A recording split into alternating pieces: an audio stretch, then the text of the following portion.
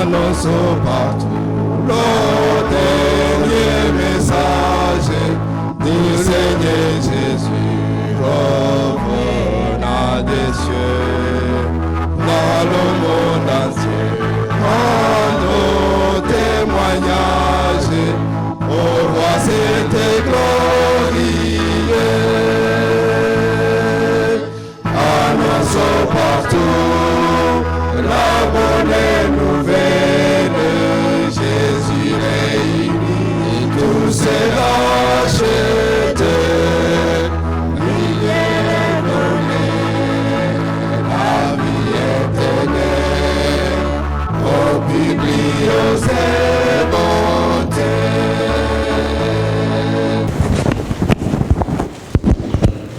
Après un bon repas, nyuma y'amafunguro meza twagize, un jour de Shabbat, un jour de sabbat, umunsi mwiza w'isabato, je me suis dit peut-être qu'on est au ciel, je suis en train de dormir, là je suis déjà arrivé au paradis.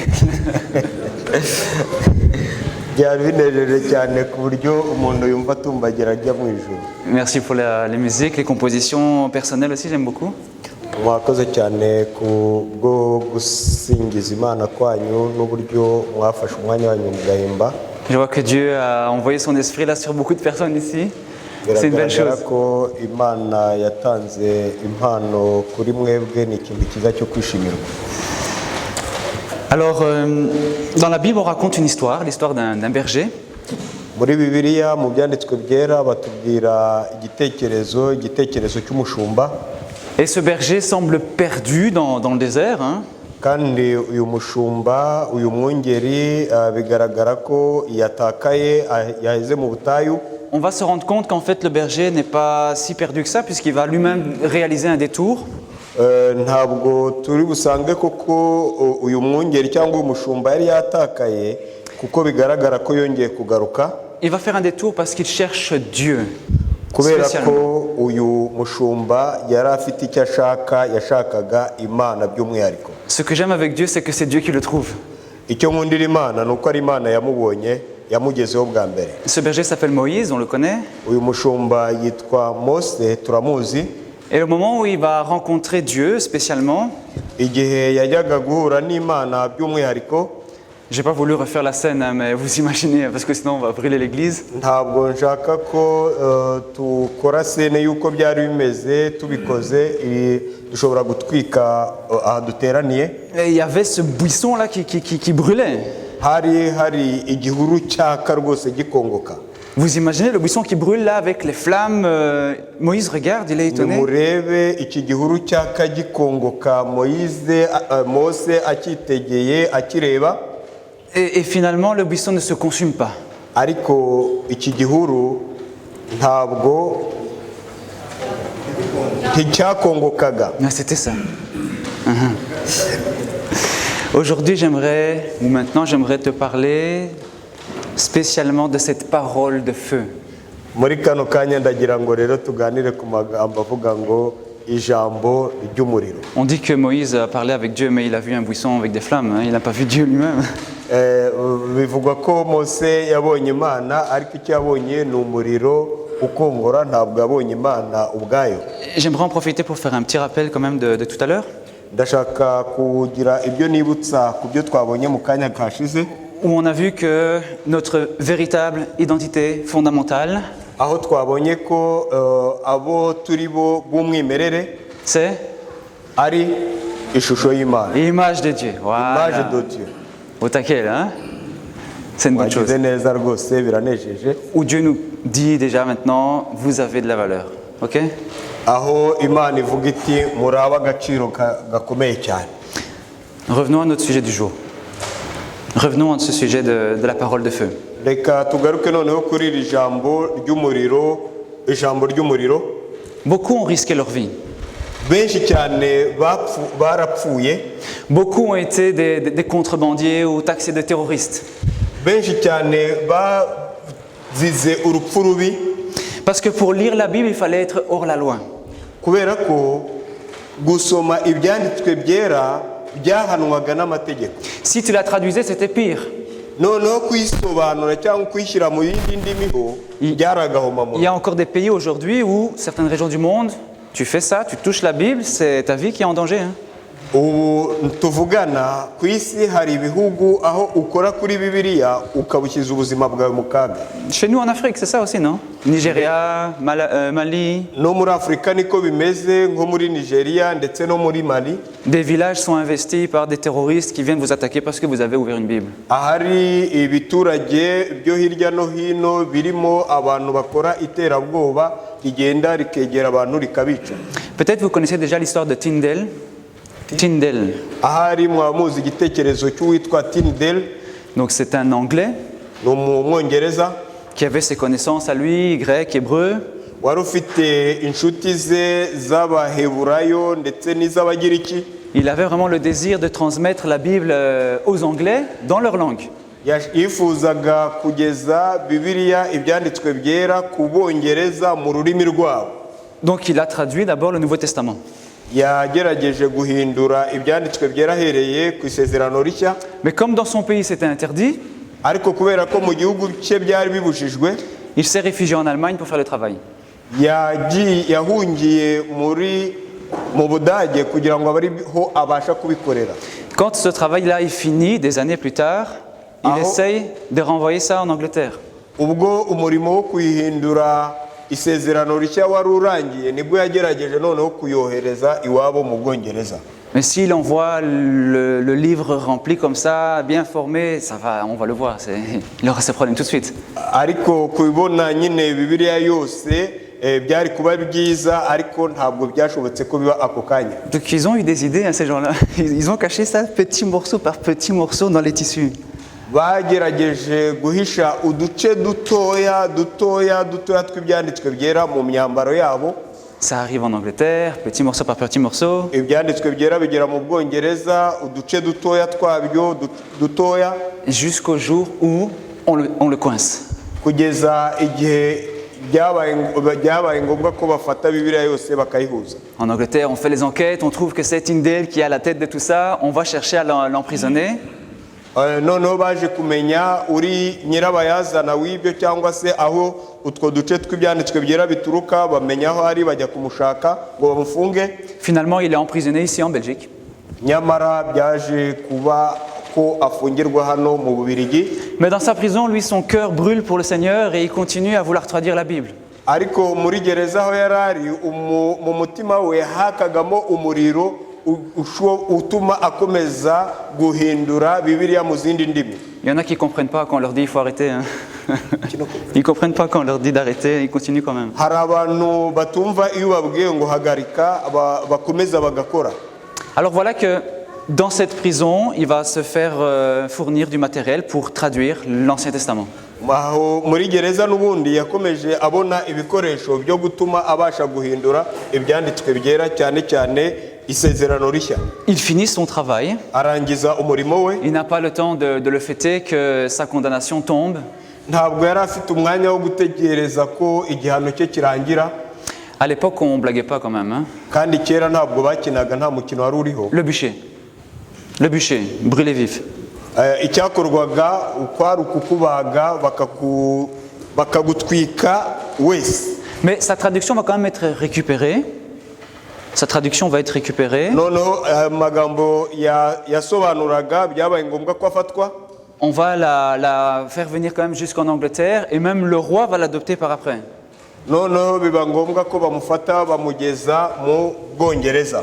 Donc c'est ce qu'on appelle la King James Version, vous connaissez un peu en anglais. Hein? Niho hava version zitwa King James. Voilà. La Bible. Bibiliya. Un livre spécial qui traverse le temps, mais un livre qui dérange pourtant. Igitabo kidasanzwe kibasha kugenda aho hantu hose ariko giteye ibibazo. Un livre qui a subi de nombreuses tentatives de destruction. Igitabo cyahuye n'ingorane nyinshi zitandukanye cyo kugira ngo kitabaho. Qu'on a jeté au feu par quantité innombrable. Igitabo cyajugunywe mu muriro ari ku buryo bwinshi butangaje. peut-être que vous connaissez vous-même des personnes qui ne veulent pas entendre parler de la Bible et qui vous regardent avec des yeux là, s'ils pouvaient vous brûler avec. ahari mwaba muzi n'abantu uyu munsi babareba badashaka gusoma bibiliya babareba ukabona ko bafite urwango n'ububi muri bo. Et pourtant, plus on a envie de la détruire et plus on a l'impression qu'elle existe. nyamara uko hagendaga habaho abantu bashaka kuyisenya ngo izimangane niko byagiye bituma ahubwo irushaho kubaho. Ce qui m'a étonné, c'est que même la Bible raconte l'histoire d'un roi israélite qui a jeté un morceau de la Bible dans le feu. Icyantangaje ni uburyo bibiliya nayo igaruka ikavuga umwami w'Abisiraheli wafashe bibiliya ubwayo nawe akayitwika mu muriro. Mais qu'est-ce qui dérange autant dans ce livre? kubera iki bibiliya iteje ibibazo ku Quelle kageni? est cette vérité qu'il faut laisser cacher, qu'il faut surtout pas ouvrir? ni ukuhe kuri guteje ibibazo gukwiye guhishwa maze abantu ntibakumenye? Si c'est juste des mots, pourquoi ça fait peur? Si ce sont juste des mots, pourquoi ça doit faire niba ari peur? amagambo nyine asanzwe kubera iki ateye ubwoba? La Bible, attention, danger. bibiliya uritonde ni ikibazo. C'est du Ari feu urupfu. ça, Ni urupfu. ça brûle. iratwika Ça vous brûle si vous la lisez, nawe ishobora kugutwika mais ça ne vous consume pas. ariko kandi ntabwo izagukonga Comme ce buisson ardent que Moïse était en train de discuter avec. nk'uko Mose yari arimo aganira n'Imana mu buryo bw'umuriro ariko igihe gihuru ntigikongoke. La Bible a vécu quasiment tous les records du monde. bibiliya yaramenyekanye mu buryo nta kindi gitabo cyo ku isi cyamenyekanye nkayo. En 1454, lors de l'invention de l'imprimerie par Gutenberg, le premier livre qui sort, c'est la Bible. mu 1444 ubwo hasohokaga igitabo cya mbere muri imprimerie ya Gutenberg, igitabo cya mbere cyasohotse ni bibiliya. C'est le best-seller mondial, le plus vendu, le plus nicyo distribué. gitabo cyaguzwe hirya no hino ku isi kuruta ibindi, nicyo cyatanzwe kuruta ibindi hirya no hino ku isi. Traduit en plus de 2600 langues. icyo gitabo cyo ku isi cyasobanuwe mu ndimi zirenga 260. J'étais même pas au courant qu'il y en avait autant des langues. ibihumbi bibiri 2600, plus que 2600. indimi zisaga ibihumbi 2600. Moi-même, je ne savais pas qu'il y en avait autant des langues. J'étais étonné. nanjye ubwanjye naratunguwe ntabwo nari nzi ko izo ndimi zibaho zingana zityo. 95% de la population mondiale peut lire la Bible dans sa langue maternelle. abantu 95% bashobora gusoma bibiliya mu ndimi zabo za kavukire z'abamama. Moi, j'ai trouvé dans les Guinness Book des records, là, en 2001, record comme quoi la Bible était la plus petite, le plus petit livre du monde. Ils ont fait ça. bagerageje gufata igitabo gitoya kugira ngo nacyo Non, c'était plus petit. Comme ça.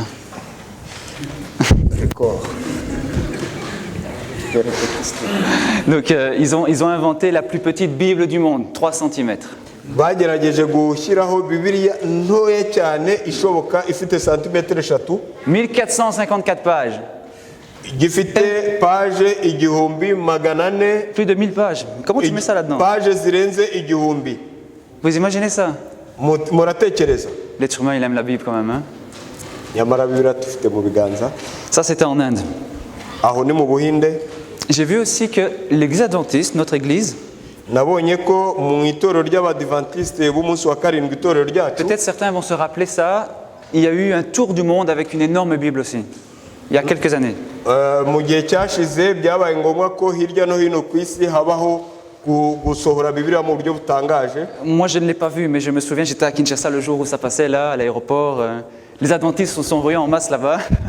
ndabyibuka njye ntabwo nari ndi hano, nari ndi Kinshasa icyo gihe, ariko abadiventiste b'umunsi wa karindwi bagiye kuri aeroport. Pourquoi est-ce qu'on fait ça? kubera iki bakora ibyo?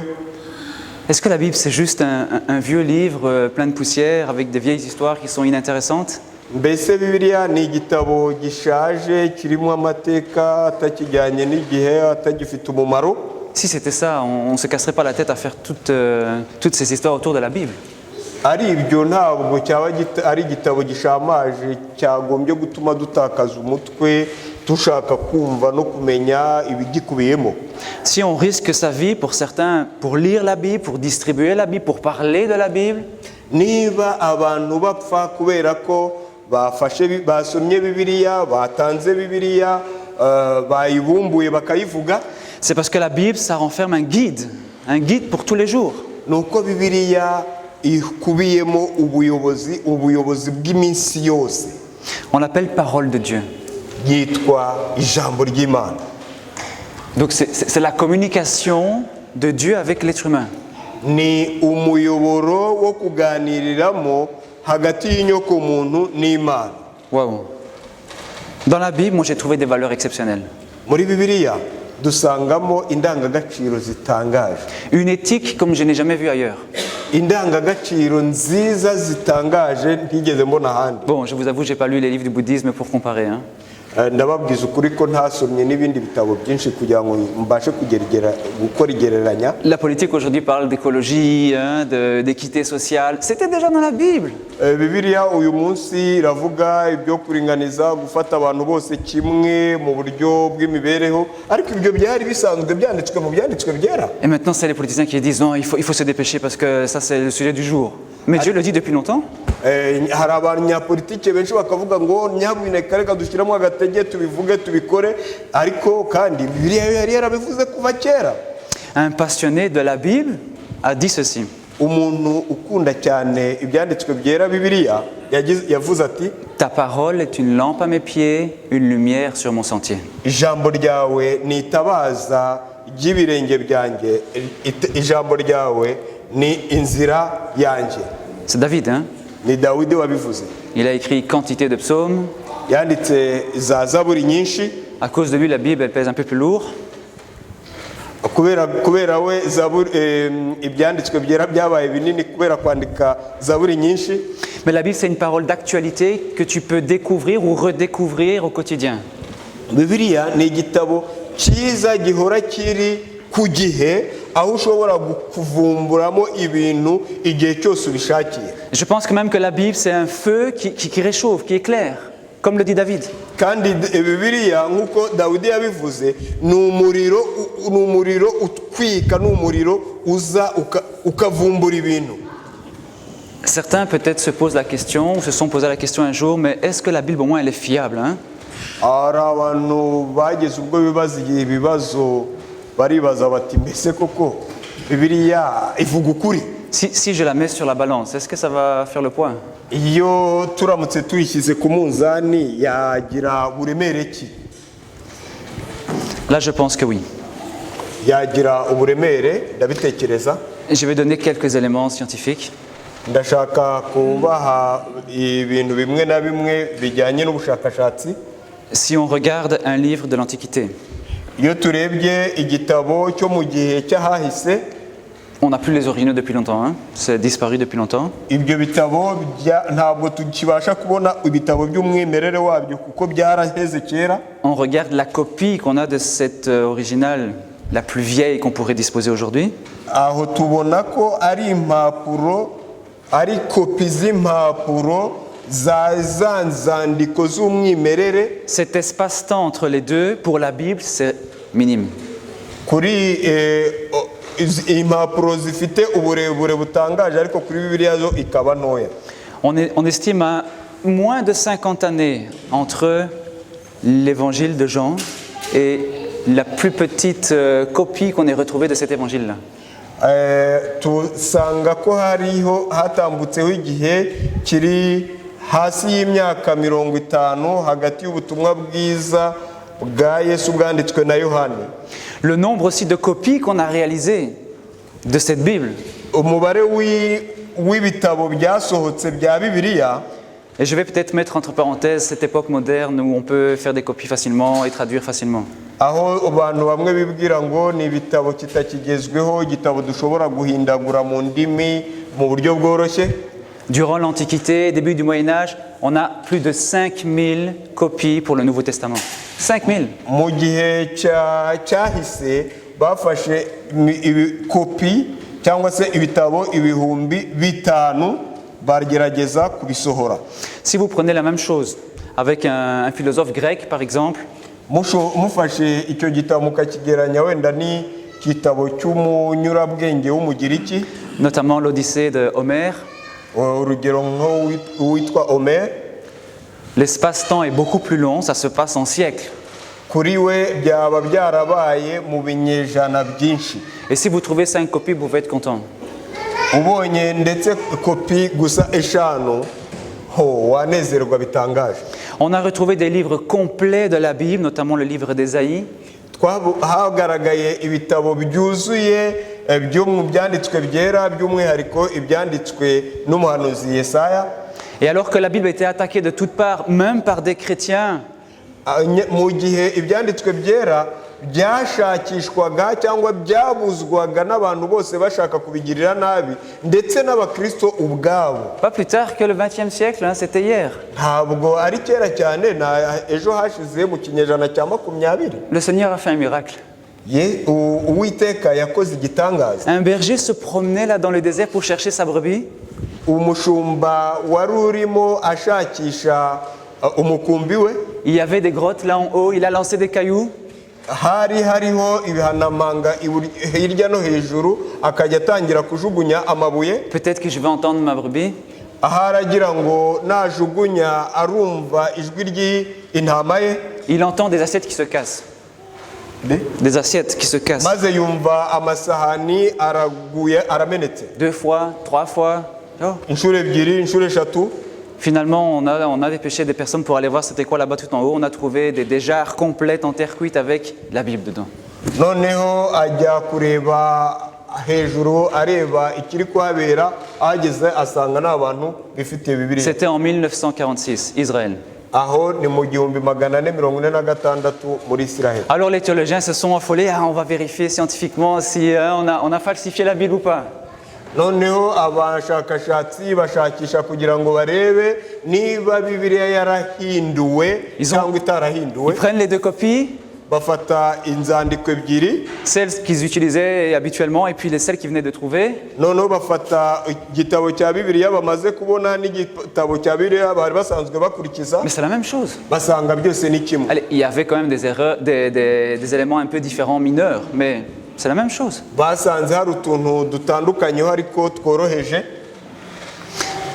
Quand on creuse le texte biblique, Iyo ugerageje gucukumbura isomo ryo mu byanditswe byera, et pour moi ça a plus de poids qu'une preuve scientifique, ibyo bifite uburemere butangaje ubigereranije n'ibyo abashakashatsi bashobora kuvuga. on n'a pas présenté les personnages bibliques avec que des qualités. Ntabwo muri Bibiliya abantu bayirimo bavugwa ko ari abantu b'abaziranenge gusa. Si vous lisez l'histoire de David, où on a lu dernièrement Genèse, Iyo uvuze amateka ya Dawidi twabonye ndetse no mu itangiriro, là je suis content de voir qu'il y a aussi des défauts. aha ndanezerwa kuko uhasanga n'ibitaragenze neza ku bantu bavugwa mu byanditswe byera. Parce que si la Bible avait été falsifiée, on n'aurait pas écrit ça comme ça. Iyo Bibiliya iza guhindurwa hakagira ibindi byinjiramo ntabwo byari kuba bimeze bitya uyu munsi. On a même retrouvé un pharaon qui a laissé une trace écrite d'une victoire dans la guerre sur un pays étranger. Ndetse hari n'ibyavumbuwe byagaragaye aho umwami Farawo hari ibyo yasize aho yari yanditse ibyo gutsinda kwe atsinda abanyamahanga. Mais les historiens savent aujourd'hui que cette histoire-là elle est fausse. Ariko abanyamateka uyu munsi bazi ko ibyo basanze ari ibintu bipfuye bitari byo. La guerre a eu lieu, la date est bonne, mais l'échec était là, pas la victoire. Amatariki yariyo ariko ibyavuzwe muri iyo nkuru ntabwo ari byo kuko bari batsinzwe. Je pense qu'on peut faire confiance à la Bible. Ndizera ndashidikanya ko dukwiye kugira icyizere ibyanditswe byera. L'esclavage. Ubucakara.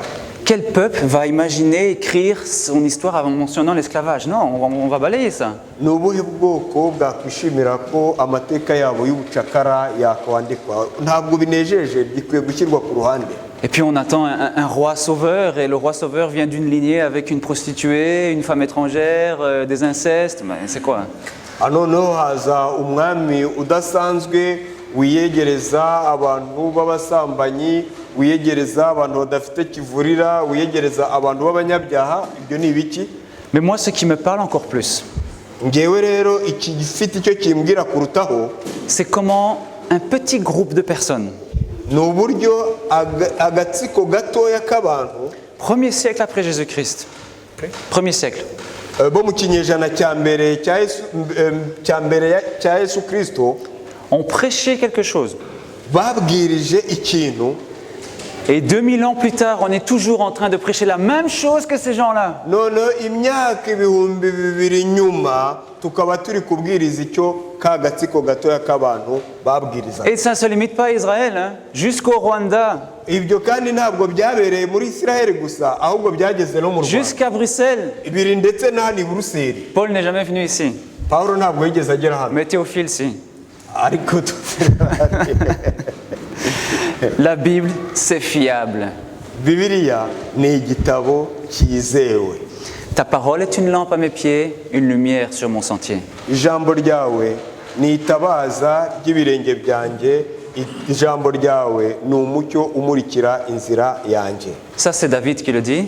Uwo ni umugaragu w'Imana Dawidi ubivuga. Mais toi, tu dis quoi par rapport à cette Bible? Wowe ho Bibiliya yawe uvuga ko ari iki? Alors j'ai un scoop. J'ai un scoop, j'ai une nouvelle. Mfite amakuru nshaka kubabwira. Si la Bible elle est fiable, Niba Bibiliya yizewe, le Dieu qui est dans cette Bible-là, il est fiable. Imana iri mu byanditswe byera nayo irizewe kandi niyo kwizerwa, Il est digne de confiance, ikwiye kwizerwa, n'est-ce pas? sibyo? J'aimerais te prouver que Dieu existe. Ndashaka kukumenyesha ko Imana iriho. Je pense que la plupart parmi nous sont déjà convaincus. Ndizera ndashidikanya ko benshi muri twebwe bizera badashidikanya ko Imana iriho. Mais le parcours de foi, parfois, c'est difficile aussi. Ariko inzira yo kwizera rimwe na rimwe irakomera. Il y a des moments dans la foi où on se pose la question, mais est-ce qu'il est là? Hari igihe mu kwizera tugeze ubwo twibaza ngo mbese Imana irahari, Imana iriho.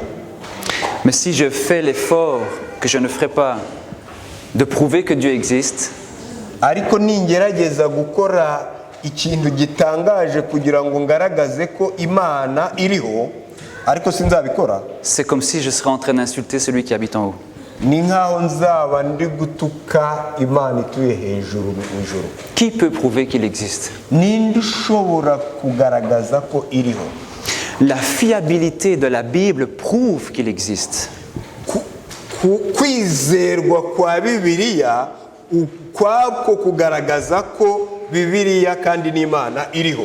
Les agressions qu'on a fait subir à la Bible pendant ces millénaires, alors que la Bible est toujours là, prouvent qu'il existe. Gushakishwa, kugirirwa nabi, gutwikwa, gushanyurwa no guhiga umuntu wese uyifite bigaragaza ko Imana iriho. La réaction que nous avons en tant qu'être humain par rapport à la souffrance, par rapport à la mort, par rapport au mal, où on sent que ça nous touche, prouve que Dieu existe.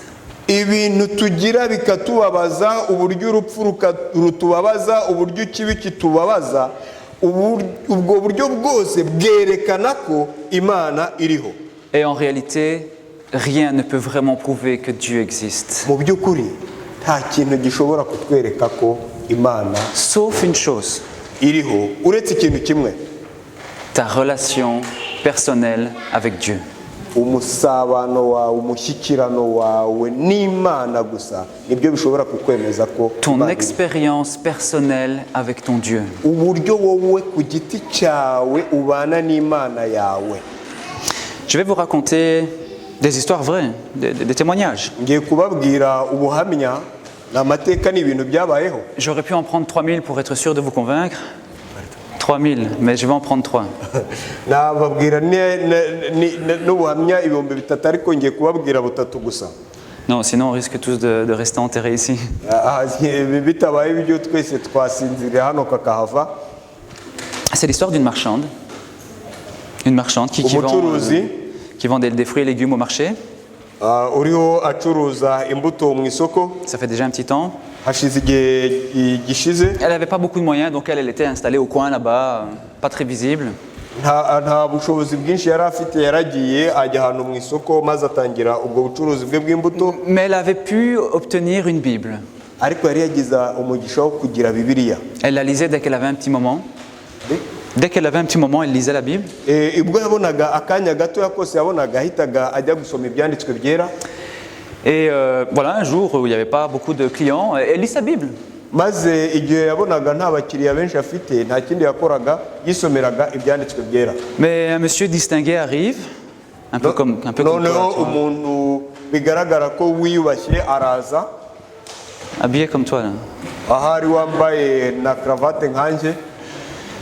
Et il est étonné qu'elle lise un livre alors qu'elle est habillée très simplement. noneho atangazwa n'uburyo ki ari gusoma Bibiliya. Il lui pose la question, mais vous lisez quoi, madame? Vous lisez quoi? nuko wa muntu abaza wa muntu uje wiyubashye uje kugura abaza wa mucuruzi uti uriho urasoma iki? Oh, je lis la parole de Dieu. Ndi gusoma ibyanditswe byera ijambo ry'Imana. La parole de Dieu? Ijambo ry'Imana? Vraiment la parole de Dieu? Nukuri koko ni ijambo ry'Imana? Mais comment tu sais que c'est la parole de Dieu? Ni gute wowe uzi ko ari ijambo ry'Imana? Oh, mais c'est lui qui me l'a dit. Imana ubwayo niyo yabimbwiye. C'est Dieu qui t'a dit que c'était sa parole. Bibiliya Imana ubwayo niyo yakubwiye ko ari ijambo ryayo. Là, le gars commence à la coincer, mais montre-moi que Dieu existe. Aho yari atangiye gusa nkaho amunigira mu mfuruka, ariko akomeza amubaza ati noneho nyereka ko Imana iriho. La dame n'avait plus d'arguments à donner.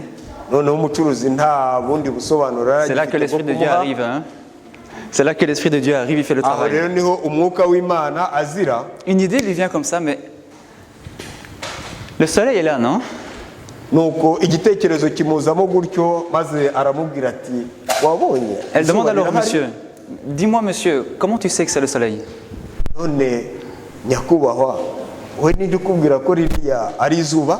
Mais je sens sa chaleur, je vois les rayons du soleil. Je sais qu'il existe.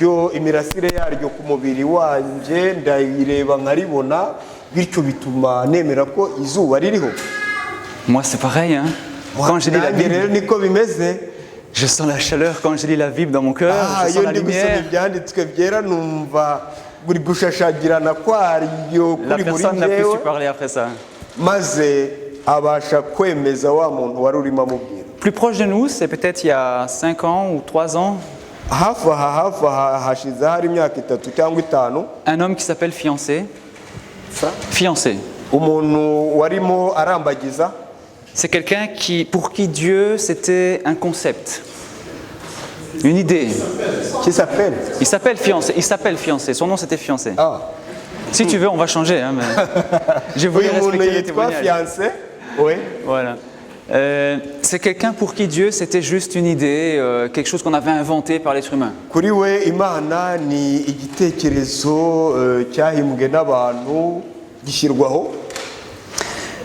Mais il n'était pas en paix. Il cherchait toujours quand même quelque chose, comme s'il y avait une explication qui manquait dans sa vie. Dès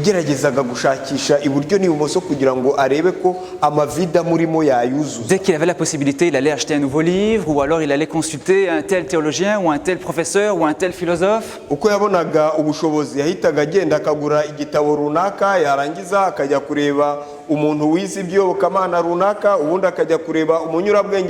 Il suivait des conférences.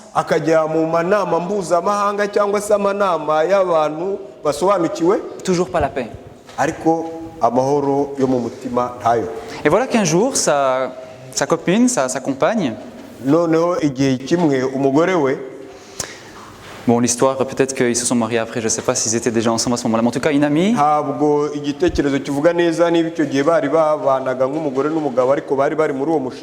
voulait faire un pèlerinage. Donc c'est un voyage que l'on fait et puis on visite des chapelles, des églises, genre de choses. Lui, ça, le voyage peut-être, mais les chapelles, les églises, c'était pas trop son truc, quoi. Mais il l'a accompagné peut-être pour les beaux yeux de la fille, peut-être qu'il l'a accompagné. Il a accompagné son ami. Et voilà que à un certain moment, il se retrouve en train de s'ennuyer. Son ami est occupé là à prier, je ne sais pas quoi, dans l'église. Et puis lui, il s'ennuie, il va monter un peu plus loin et il voit une petite chapelle.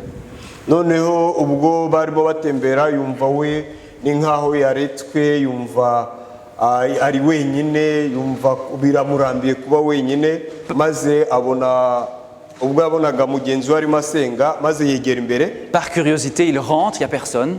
Noneho yinjira mu rusengero ku bw'amatsiko, yinjiyemo asanga nta muntu urimo. Il prend une chaise et s'assied. Il attend. Afata intebe ariyicarira. Et puis il entend ceci distinctement. Nuko ahita yumva aya magambo. Ça fait tant d'années que je t'aime. Hashize imyaka myinshi cyane ngukunda. Ça fait tant d'années que je t'attends. Hashize imyaka myinshi cyane ngutegereje. Tant d'années que j'attends de pouvoir te voir face à face. Imyaka myinshi cyane nifuza kukubona imbone nkubone. Tu te rends compte ce qui se passe aujourd'hui? Ariko uriho uribwira ibiri kuba uyu mwanya? Mais le gars il s'étonne, il dit mais il y a quelqu'un derrière moi ou quoi? Noneho wa muntu ararekebaguza yireba iburyo n'ibumoso. Personne, il y a personne. Il était seul. Iryo jwi riri guturuka he? Là il comprend que ça vient d'en haut. Maze yumva ko iryo jwi riturutse mu ijuru. Ce jour-là, il a donné sa vie à Christ. Il a donné sa vie à Christ. Kuva uwo munsi yeguriye Kristo ubuzima bwe. Et depuis, c'est une belle histoire d'amour. Depuis, c'est vraiment une belle histoire d'amour entre Kuva eux. icyo gihe kandi we na Kristo habayeho amateka y'urukundo gusa. Anne, même période, toujours en France, a vécu un mariage très compliqué. Muri icyo gihe nanone umuntu bita Anna, Elle était mariée. uri mu Faransa, yabayeho mu muryango ariko mu rugo rwe harimo ibibazo. Il faut que je me mette au Kinyarwanda. Non, c'est moi. Elle était mariée avec quelqu'un qui était un peu comme un dictateur à la maison. Yari yararongowe n'umugabo ugomba kuyobora byose, kumutegeka mu buryo budasanzwe. Donc, umunyagitugu. Il faisait souffrir toute la famille. Noneho uwo mugabo yatumaga umuryango wose ubangamirwa, wumva uhora uremerewe. Hyper dominateur. Noneho yari umuntu ushaka kuba hejuru ya bose na byose. C'est comme si elle se sentait écrasée avec lui. Noneho uyu mudamu yumvaga nkaho yarahonyowe nawe rwose yararangiye. 22 années. Imyaka 22. Il y a des gens qui souffrent. Hari abantu bari bababara. Violence physique. Rimwe na rimwe yaranamukubitaga. Violence psychique. Rimwe na rimwe yamubwiraga amagambo amukomeretsa umutima. Même les mots, ça peut être une violence. Hein? Ndetse amagambo ubwayo akomeretsa umutima. Et elle était complètement soumise. Maze uyu mugore nubwo byameze gutyo yari umugore uganduka wese. Et un jour, elle apprend par un homme d'église. Noneho igihe kimwe amenyeshwa cyangwa se yiga amenyeshejwe n'umuntu wo mu rusengero. Il lui dit ceci: Dieu ne nous a pas créés pour que tu souffres. Ati Imana ntabwo yabaremeye kugira ngo mubabare. On n'est pas sur terre pour être malheureux. Ntabwo turi ku isi kugira ngo tubeho nabi. Tu dis que tu es chrétienne, mais c'est pas ça croire en Dieu. Uravuga ngo uri umukristo ariko ibyo si byo byo kugira Imana mu bugingo. Dieu nous a créés pour la joie. Imana yaturemeye umunezero. Et pour communiquer cette joie à d'autres. Kugira ngo n'uwo munezero noneho tubashe kuwushyikiriza no kumenyesha abandi. La discussion s'est arrêtée là. Noneho ikiganiro Puis kirangiriraho. elle est rentrée chez elle. Nuko aritahira yigiriwe mu rugo. Elle y réfléchissait. Elle y réfléchissait. Aratekereza. Et après un certain temps, le couple est séparé. Nyuma y'igihe runaka wa muryango warasenyutse, habayeho gutana. Et depuis cette séparation, elle a pu intégrer des groupes de prière. Kuva ubwo uko gutandukana kwabo, wa mugore yagiye mu itsinda ry'abasenga. Le groupe de prière se situait juste à côté de sa maison. Iryo tsinda ry'abasenga ryari hafi y'urugo rwe. Elle ne le savait pas. Ariko ntabwo yarabizi. Mais Dieu lui a montré que là-bas, il y avait un groupe où elle pouvait se sentir bien. Nyamara Imana yamweretse ko aho ngaho mwo hari inzu aho itsinda ry'abantu yashoboraga kujyamo akumva amerewe neza. Et dans son témoignage, elle dit ceci: Mu buhamya bwe avuga ati, même si on est au fond du trou, naho waba uri iyo hasi cyane mu mwobo w'icuraburindi, et qu'on a l'impression de ne plus exister, ukagira ubwo wumva muri woweho kaho utakiriho, Dieu est là. Imana irahari. Et il suffit de lui ouvrir son cœur birahagije gusa kuyifungurira umutima et d'avancer avec lui. Noneho ugakomezanya nayo ukagendana nayo. Moi, je n'ai pas vécu son mariage. Je n'ai pas vécu le même mariage que cette femme-là. njye ntabwo nabayeho mu gushyingiranwa kwanjye nk'uko uwo mudamu yabayeho. Mais un témoignage comme ça me parle. ariko kandi ubuhamya nk'ubwo burivugira. Une personne qui vit des difficultés et qui témoigne en disant Dieu est là. umuntu ubaho mu bibazo nk'ibyo nyamara agahamya ko nubwo bimeze gutyo Imana iriho. La Bible, c'est un mode d'emploi pour nous.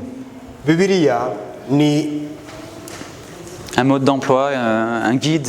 Ni umuyobozi wo gukoreshwa, ni igikoresho cyiza cy'ibihe byose. La parole de Dieu renferme le pouvoir de transformer des vies. Ijambo ry'Imana rifite ubushobozi bwo guhindura imibereho y'abantu. Je pense qu'il faut persévérer à la lire. Persévérer. Igikwiriye rero nta kindi ni ukwihangana. Non seulement pour nous, notre existence personnelle, mais peut-être pour nos proches aussi qui ont besoin d'être irradiés par cette parole de vie. Uretse twebwe gusa ahubwo n'abatuzengurutse bifuza kwakira iryo jambo ry'ubuzima. Prie Dieu. Senga Imana. Parle-lui avec respect. Vugana nayo uyubashye. Dis-lui ce que tu as sur le cœur. Yibwire ibikuri ku mutima. Dis-lui ce qui pèse pour toi. Yibwire ibikuremerereye. Demande-lui directement s'il existe, s'il est là, s'il ne peut pas faire un signe. Yibaze niba iriho, niba idashobora kugira ikindi ikora. Je crois que Dieu va répondre à cette prière. Après le buisson ardent, Moïse pouvait dire « J'ai rencontré Dieu ».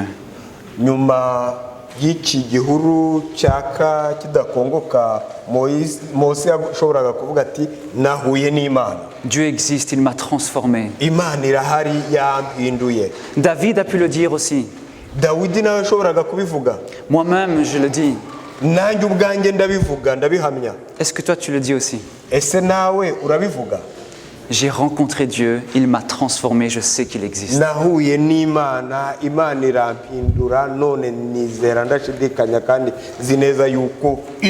Et si tu ne peux pas encore le dire, peut-être, est-ce que tu veux le dire?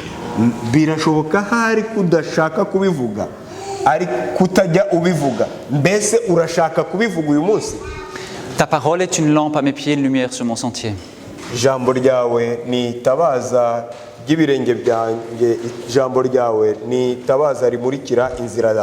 Alors oui, c'est une parole qui brûle. Une parole qui ne laisse pas indemne.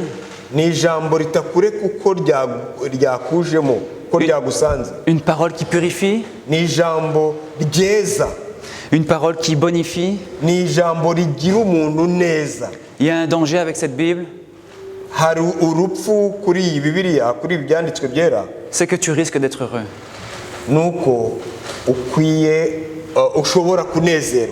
Une parole flamboyante qui procure le bonheur. Il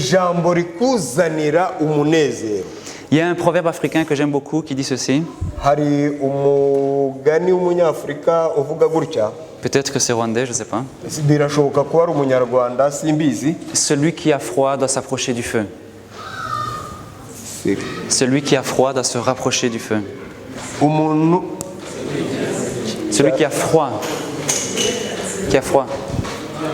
Froid. Machika bikol, mais ça je ne sais pas. Froid, le contraire de chaud.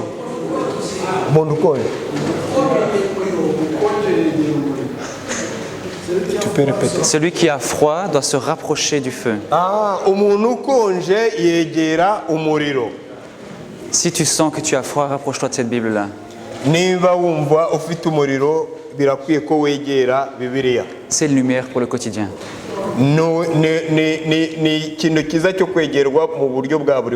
C'est une chaleur de chaque jour. Tu ne trouveras pas ça ailleurs. Tu pourras trouver des livres super bien écrits. Mais ce qu'il y a dedans, ça vaut plus.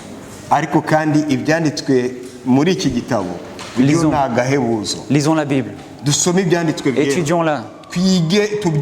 Rencontrons Dieu. Notre Dieu.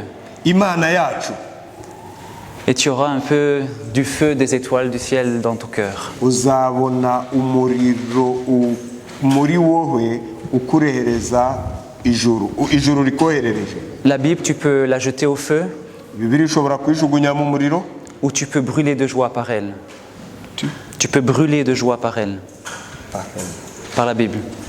Akandi ushobora gutwika ukagira umunezero binyuze muri Bibiliya. Mais c'est toi qui choisis. Ariko ni weho wo guhitamo. Et si Dieu permet à ce que tu puisses avoir accès à la Bible aujourd'hui, nimba Imana yemera ko ushobora kuyigeraho ukagera ku byanditswe byera, ce n'est pas pour rien. ntabwo ari bijeho gutyo gusa. C'est parce que tu as une valeur inestimable à ses yeux. Hariho impamvu ni ukuri w'igiciro cyinshi, ni ukuri w'agaciro kenshi mu maso y'Imana. L'auréole, ikamba, parce que tu le vaux bien. kubera ko ndikwiriye. Amen. Kubera ko urikwiriye. Amen. Amen.